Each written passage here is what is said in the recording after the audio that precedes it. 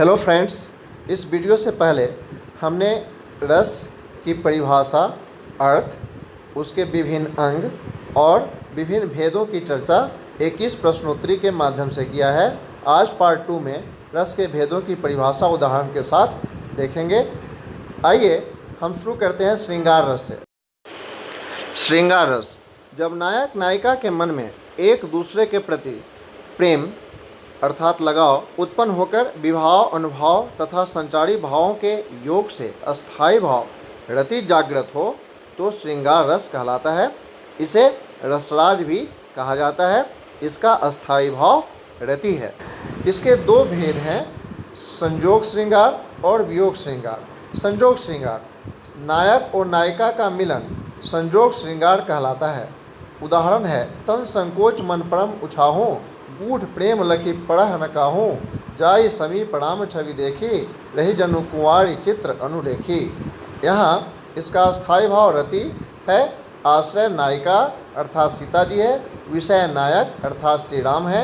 उद्दीपन समीप जाना है, छवि देखना है। और संचारी भाव सीता जी का जड़वत रह जाना है अर्थात राम के छवि को देखकर जड़वत होकर रह जाना। आगे है वियोग श्रृंगार।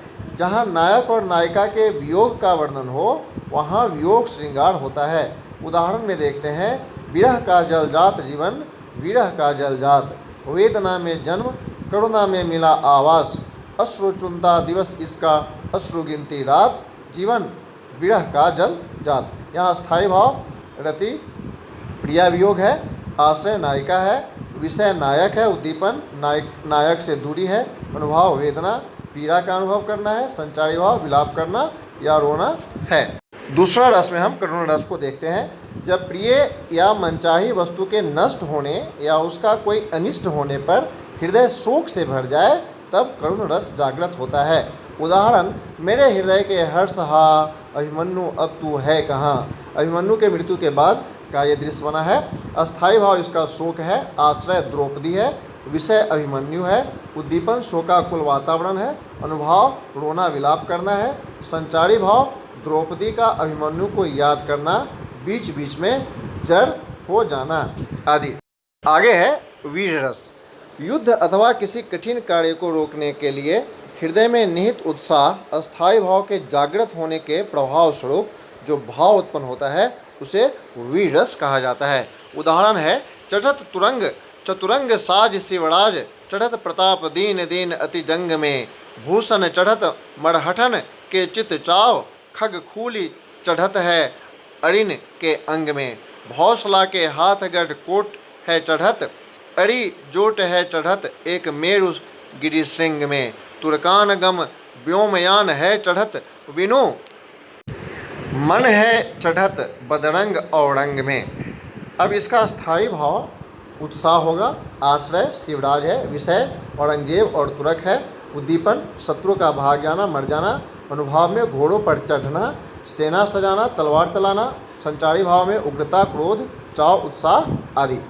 आगे चौथा रस है विभत्स रस। विभावों, अनुभावों तथा संचारी भावों के मेल से घृणा अस्थायी भाव जागृत होकर विभत्स रस को जन्म देता है।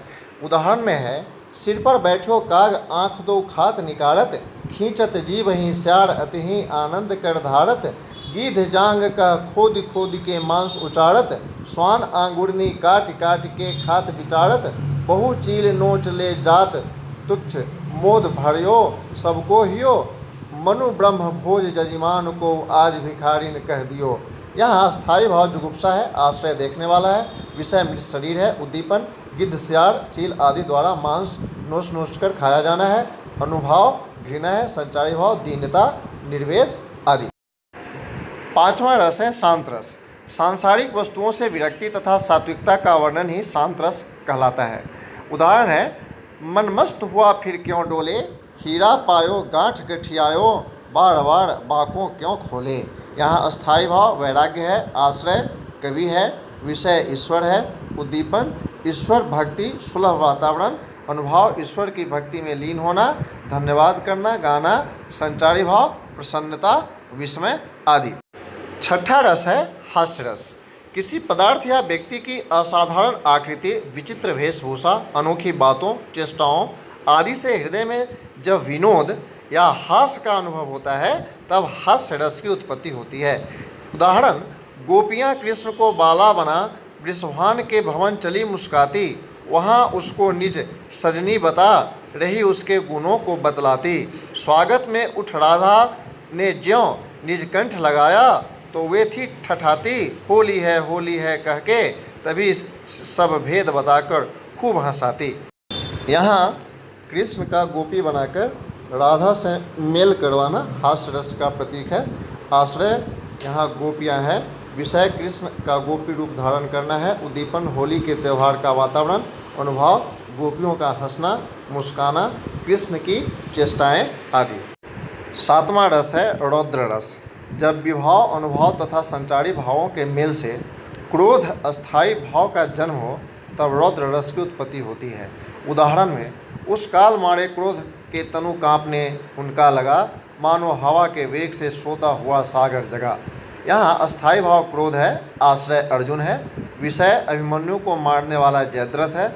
उद्दीपन अकेले बालक अभिमन्यु को चक्रव्यूह में फंसाना तथा 7 महारथियों द्वारा उस पर आक्रमण करना है। अनुभव शरीर कांपना है, क्रोध करना है, मुख लाल होना है। संचारी भाव उग्रता, चपलता आदि। 8वां रस है भयानक रस।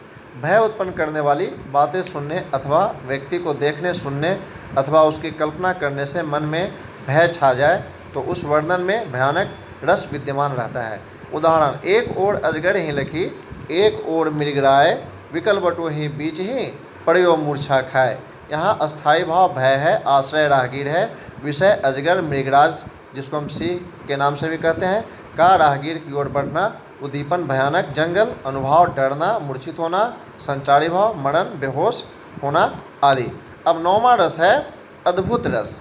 किसी असाधारण, अलौकिक या आश्चर्यजनक वस्तु, दृश्य या घटना को देखने, सुनने से जब आश्चर्य होता है तब अद्भुत रस की उत्पत्ति होती है। उदाहरण, राग है कि रूप है कि रस है कि जस है कि तन है कि मन है कि प्राण है कि प्यारी है। अस्थायी भाव यहाँ विस्मय है, आश्रय सुदामा है, सुदामा के ऊपर ही ये दर्शाया गया है। उद्दीपन झोपड़ी के स्थान पर महल और दरिद्र ब्राह्मणी के स्थान पर वस्त्राभूषण से सज्जित होना है।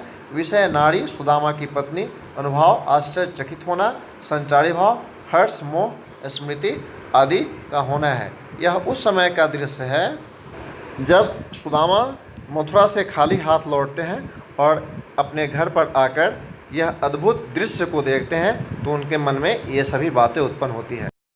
तो बच्चों, आशा है कि आप रस पर जो भी दोनों वीडियो दिया गया है वो समझ सकेंगे और इस पर आने वाले सभी प्रश्नों का जवाब सही दे सकेंगे। आपका बहुत बहुत धन्यवाद। आपका दिन शुभ हो।